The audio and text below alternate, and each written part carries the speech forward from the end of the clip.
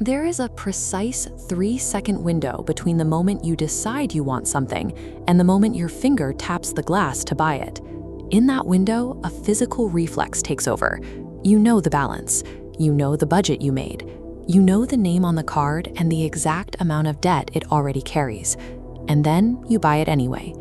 You do this because a prehistoric part of your brain made the decision to acquire that item before your conscious, rational mind even had the opportunity to object.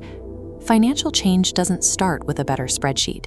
It begins by identifying the exact psychological machinery that keeps making those decisions for you. In most areas of life, new information directly updates your actions.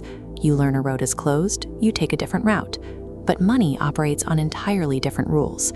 In 2014, Harvard economist David Leibson published a meta-analysis to see if teaching people about money actually stops them from overspending. This data covers 150,000 participants across over 200 studies.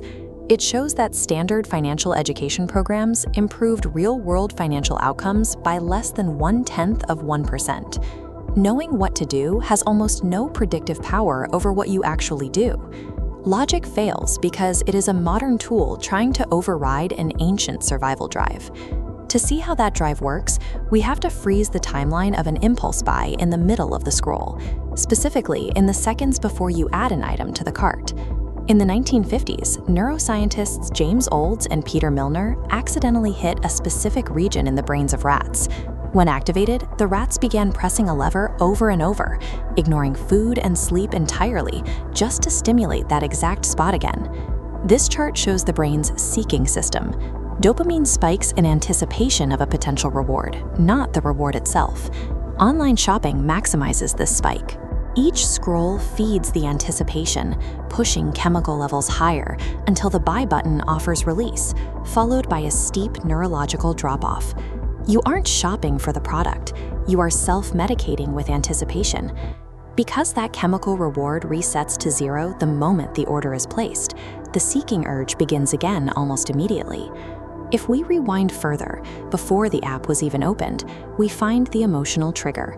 We have to look at what you were feeling when you reached for your phone.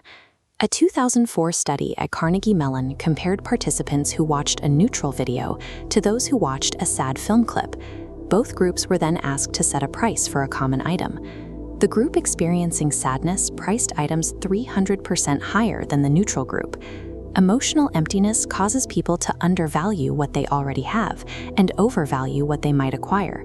Psychologists call this mood repair spending. It is the act of using a purchase as a temporary physical substitute for connection, control, or purpose. This makes overspending an unconscious transaction. You are buying a 20-minute distraction from a deeper emotional deficit. Beyond the chemical spikes and the emotional pain, there is a third driver, one that requires the most honesty to look at directly. In 1988, psychologist Hazel Marcus introduced the concept of possible selves.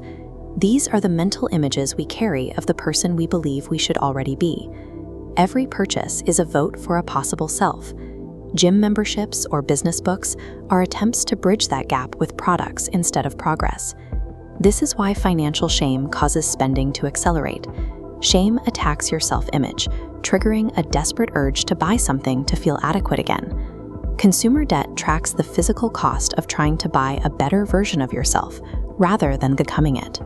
To stop this cycle, you need interventions that address the biological mechanism, not just the math. The first shift involves breaking the anticipation loop with a mandatory 72-hour delay. This forces the dopamine spike to pass, allowing your prefrontal cortex, your rational mind, to make the final call once the chemical fog has cleared. A second strategy targets the emotional intensity directly. Stanford research shows that simply naming an emotion, recognizing boredom or loneliness, physically dampens the intensity of your brain's alarm system, creating a moment of choice where there was none before. The final intervention moves identity out of the checkout screen and into daily behavior. By practicing small, consistent actions that belong to the person you want to be, you provide the brain with the actual proof it needs to feel adequate. These protocols succeed where budgets fail because they dismantle the emotional and chemical loops before you ever reach the checkout screen. If you've struggled to control your spending, understand that it isn't a result of weakness. You are navigating sophisticated systems built by behavioral scientists specifically to exploit these ancient human impulses. Recognizing these patterns won't automatically fix your bank account, but it does allow you to stop reacting to the reflex and start managing the machinery. But the retail industry isn't the only one using these tactics. In the next video, we look at how individuals use manufactured scarcity and these same neurological triggers to keep you trapped in toxic relationships. I'll see you there.